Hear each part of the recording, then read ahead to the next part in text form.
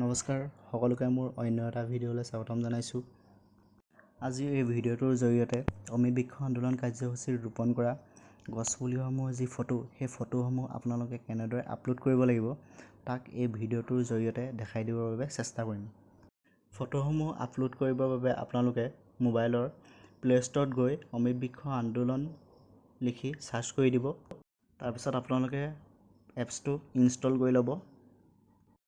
এপছটো install হোৱাৰ পিছত আপোনালোকে অ'পেন কৰি ল'ব। এপছটো অ'পেন হোৱাৰ পিছত আপোনালোকে দেখিবলৈ পাব অমিত বৃক্ষ আন্দোলন এনেকৈ বুলি ওলাব প্ৰথম পেজখন। যিহেতু আমি ৰেজিষ্ট্ৰেশ্যনৰ কাম ইতিমধ্যে কমপ্লিট কৰিছোঁৱেই, গতিকে এতিয়া ফটোসমূহ আপলোড কৰিবৰ বাবে আপোনালোকে লগ ইন অপশ্যনটো ক্লিক কৰি দিব। তাৰপিছত আপোনালোকে এণ্টাৰ ৰেজিষ্টাৰ্ড মোবাইল নম্বৰটো দিব। এণ্টাৰ ৰেজিষ্ট্ৰেশ্যন নম্বৰটো তলৰ স্ক্ৰীণত মই দেখাই দিছোঁ। তাৰপৰা কেপচাটো লিখি কেনে লগ ইন অপশ্যনটো ক্লিক কৰি দিব। লগ ইন হোৱাৰ পিছত আপোনালোকৰ ডিটেইলছখিনি আপোনালোকে দেখা পাব।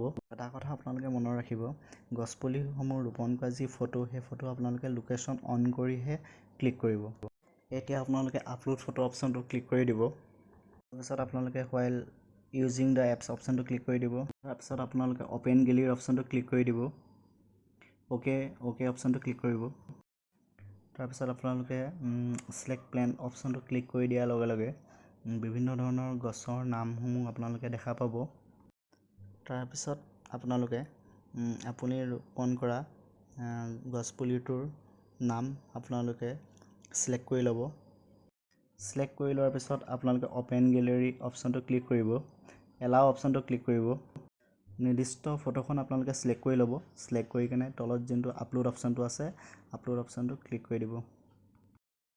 তাৰপিছত আপোনালোকে দেখা পাব image has been uploaded successfully, গতিকে প্ৰথমখন আপোনালোকৰ ফটো আপলোড হৈ গ'ল। তাৰপিছত আপোনালোকে গ' টু ডাছবৰ্ড অপশ্যনটো ক্লিক কৰি দিব। আপোনালোকে আপলোড কৰা ফটোখন চেক কৰিবলৈ হ'লে প্লেন লিষ্ট অপশ্যনটো ক্লিক কৰি দিব। ফটোখন দেখা পাব, ইচ্ছা কৰিলে আপোনালোকে ডিলিটো কৰিব পাৰিব। তাৰপিছত দ্বিতীয়খন ফটো আপলোড কৰিবলৈ হ'লে হোমত ক্লিক কৰিব। হোমত ক্লিক কৰি পুনৰ আপলোড ফটো কৰিব। তাৰপিছত আপোনালোকে ৰোপণ কৰা গছজোপাৰ নামটো ছিলেক্ট কৰি ল'ব। অ'পেন গেলেৰী অপশ্যনটো ক্লিক কৰিব। নিৰ্দিষ্ট ফটোখন ছিলেক্ট কৰি কেনে আপলোড অপশ্যনটো ক্লিক কৰি দিব। তেতিয়া দেখা পাব আপোনালোকে দ্বিতীয়খন ফটো ছাকচেছফুলি আপলোড হৈ যোৱা। পুনৰ গ' টু ডাছবৰ্ড অপশ্যনটো ক্লিক কৰিব। প্লেন লিষ্ট অপশ্যনটো ক্লিক কৰি দিয়াৰ লগে লগে আপোনালোকে ইতিমধ্যে আপলোড কৰা ফটোসমূহ দেখা পাব। এনেদৰে আপোনালোকে যিসমূহ ফটোসমূহ আপোনালোকে আপলোড কৰিব পাৰিব। গতিকে আজিৰ ভিডিঅ'টো ইমানখিনিয়ে আছিল। যদি আপোনালোকে ভিডিঅ'টো চাই ভাল পাইছে তেনেহ'লে লাইক, কমেণ্ট, শ্বেয়াৰ কৰিব আৰু চেনেলটো ছাবস্ক্ৰাইব কৰি দিব। ধন্যবাদ।